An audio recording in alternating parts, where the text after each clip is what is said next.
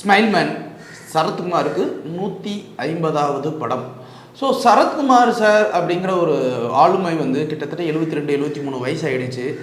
ஆனால் வயசானாலும் தோற்றமும் அழகும் மாறவே இல்லை அப்படிங்கிற மாதிரி அவர் இன்னமும் வந்து பாடி ஃபிட் அண்ட் ஹெல்த்தியாக வச்சுருக்காரு இல்லையா, அதுக்கே ஒரு பெரிய சல்யூட்.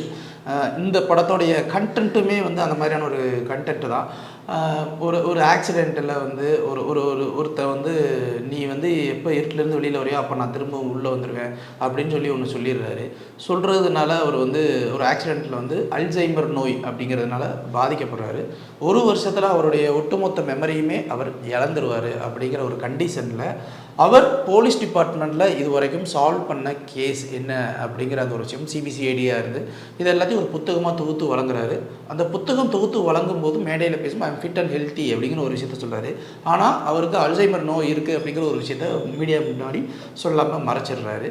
ஸோ இப்போது 5 வருஷத்துக்கு முன்னாடி ஒரு சம்பவம் நடந்துச்சு. அது மைண்டில் அவர் ரிமைண்ட் பண்ணிக்கிட்டே இருக்குது. இப்போது அதே மாதிரியே வந்து ஒரு சீரியல் கில்லிங் மறுபடியும் ஸ்டார்ட் ஆகிக்கிட்டே போகுது. இப்போது இது ஸ்டார்ட் ஆகுறதுக்கு என்ன காரணம் அப்படிங்கிற ஒரு விஷயம். அதே மாதிரி போலீஸ் டிபார்ட்மெண்ட்டில் ஒரு சீனியர் பர்சன் வேணுங்கிறதுனால சரத்குமார் உள்ள டீம் கூப்பிட்டு போகிறாங்க. இவங்க எல்லாரும் சேர்ந்து இந்த மிஸ்ட்ரியை எப்படி சால்வ் பண்ணுறாங்க அப்படிங்கிறதா ஸ்மைல்மேன் படத்துடைய கதையுமே. இந்த கதையை வந்து நம்ம கேட்கும்போது கொஞ்சம் நல்லா இருக்கு இல்லையா, ஆனால் அவங்க மேக்கிங்கில் என்ன பண்ணியிருக்காங்கன்னா ரொம்ப ரொம்ப ரொம்ப ஸ்லோவாக அடுத்து என்ன அப்படிங்கிறத நம்ம ஜட்ஜ் பண்ணுற மாதிரியான ஒரு கண்டென்ட்டாக தான் எடுத்துட்டாங்க. ரெண்டாவது வந்து இந்த படத்தை எடுத்து ரொம்ப வருஷமாக வந்து கிடப்பில் இருந்துச்சு போல். அதனால வந்து ரிலீஸ் பண்ணும்போது 2024 தெரியுது. எனக்கு தெரிஞ்சு 2024 இருக்குன்னா எப்படி ஒரு 5 வருஷமாக இருந்திருக்கும்னு நினைக்கிறேன். ஸோ அப்போ எடுத்த படத்தை இப்போ எடுக்கும்போது இதற்கப்புறம் ஏகப்பட்ட க்ரைம் ஸ்டோரிஸ் வந்துருச்சு. அதுலேயும் ரீசெண்ட் டேஸாக ராட்சசன் படத்தை பீட் பண்ணுற அளவுக்கு எந்த ஒரு க்ரைம் ஸ்டோரியுமே தமிழ் இண்டஸ்ட்ரியில் வர கிடையாது. ஸோ ராட்சசன் மாதிரியான ஒரு க்ரைம் ஸ்டோரி நம்மளை வந்து உட்கார வச்சு பார்த்துருச்சு அப்படின்னா நம்மளோட பெஞ்ச் மார்க் அதுவாக தான் இருக்கும். ஸோ இந்த பெஞ்ச் மார்க்குக்கு அப்புறம் நீங்கள் ஒரு கதை கொடுக்குறீங்கன்னா இதை தாண்டி தான் நம்ம கொடுக்கணும். அப்போது அந்த மாதிரியான ஒரு சைக்கோ த்ரில்லர் படம் இது வரைக்கும் பெருசாக எங்கேயுமே வரவே இல்லை. அதுதான் உண்மை. ஸோ அப்படி இருக்கும்போது இந்த இடத்துல இப்போ இந்த ஸ்மைல்மேன் படம் சரத்குமாருக்கு வந்து பெருசால ஒரு ரோல் இல்லை. அவர் வராரு, அவர் வந்து அல்சைமரில் பாதிக்கப்படுறாரு அப்படிங்கிற அந்த ஒரு விஷயத்த சொல்லிட்டு இன்னொரு பக்கம் இந்த க்ரைம் மிஸ்ட்ரி என்ன ஒரு விஷயம் அப்படிங்கிற ஒரு விஷயத்த சொல்லி இதை பேலன்ஸ் பண்ண ரொம்ப தடுமாறி இருக்காங்க. ரெண்டாவது வந்து இது படம் பார்த்து நமக்கு வரும்போது வந்து இது ஸ்மைல்மேன் இப்போ ஆங்க்ரி மேன் அப்படிங்கிற மாதிரி தான் நமக்கு தோணுது.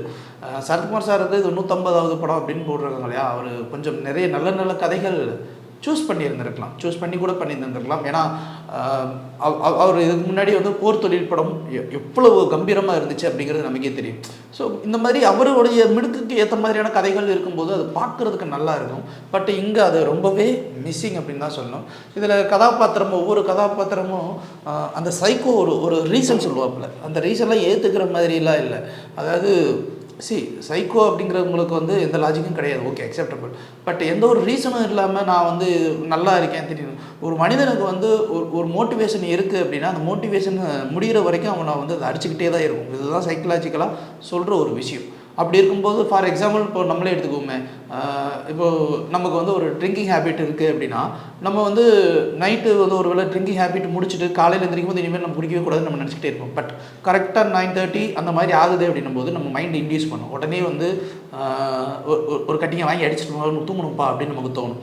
அதே மாதிரி தான் இப்போ ஸ்மோக்கிங் ஹேபிட் இருக்குது அப்படின்னா அந்த ஹேபிட் வந்து நம்மக்கிட்ட இருக்குது அப்படின்னா ஒரு 2 hours ஒன்ஸ் அடிக்கிற பழக்கம் இருக்குது அப்படின்னா 2 hours ஒன்ஸ் வரைக்கும் நம்ம அது வரைக்கும் ஒன்ஸ் அடிச்சு முடிச்சுன்னா 2 மணி நேரம் நம்ம சும்மா இருப்போம். 2 மணி நேரத்துக்கு அப்புறம் திரும்ப நமக்கு இன்டியூஸ் பண்ணும் அடிக்கணும் அப்படின்னு சொல்லிட்டு. இது வந்து ஒரு ஹேபிட்டுவல். அதே மாதிரி தான் ஒரு சைக்கோ த்ரில்லர் அப்படின்னு நம்ம சைக்கோ அப்படின்னு சொல்கிறோம் அப்படின்னா அவருக்கு வந்து ஒரு கொலை செய்து பழக்கம் ஆகிடுச்சு அப்படின்னா அது வந்து அவர் மோட்டிவேட் பண்ணிக்கிட்டே தான் இருக்கும். அடுத்து என்ன பண்ணணும் அப்படின்னு சொல்லிட்டு அந்த ஒரு அர்ஜிங் இருக்கும். இந்த படத்தில் அந்த ஒரு அர்ஜிங்கே இல்லை. அவன் வந்து ரொம்ப தெளிவாக கிளாரிட்டியாக யோசிக்கிறான். இவ்வளோ கிளாரிட்டியாக யோசிக்கிறோம் எப்படி சைக்கோவாக இருப்பான் அப்படிங்கிறது நமக்கு ஒரு கேள்வி வருது. ஸோ இந்த கண்டென்ட் மேக்கிங் வைஸும் சரி இவர் ரொம்ப அசால்ட்டாக வந்து ஒரு கேரக்டர் வந்து ரொம்ப சிம்பிளாக வந்து தப்பிச்சுட்டு போயிடுறாங்க அப்படிங்கிற மாதிரி ஒன்று இருக்குது. ஸோ அந்த பரபரப்பு இல்லை இந்த ஓவரால் ஸ்க்ரீன் பிளேயில். ஸோ எங்களை பொறுத்த வரைக்கும் இந்த ஸ்மைல்மேன் படம் வந்து ரொம்ப ரொம்ப ரொம்ப ஆவரேஜான படம். ஏன்னா வந்து ஒரு க்ரைம் ஸ்டோரிஸ் ஏதோ ஒன்று பார்க்கணும் அப்படின்னு நினைக்கிறவங்க வேணால் வந்து உட்காந்து பார்க்கலாமே தவிர இது வந்து ஆஹா ஓஹோ உங்களை தலையில் தூக்கி வச்சு கொண்டாடக்கூடிய படமாக இருக்குமா அப்படின்னா அதுக்கு வந்து இருக்கிறதுக்கு வாய்ப்பே கிடையாது. லைக், ஷேர் அண்ட் சப்ஸ்கிரைப் பண்ணாதவங்க இப்பவே சப்ஸ்கிரைப் பண்ணிருங்க. எங்களோட அப்டேட்ஸ் உங்களுக்கு வரணும்னா பெல் பட்டனை பிரஸ் பண்ணுங்க.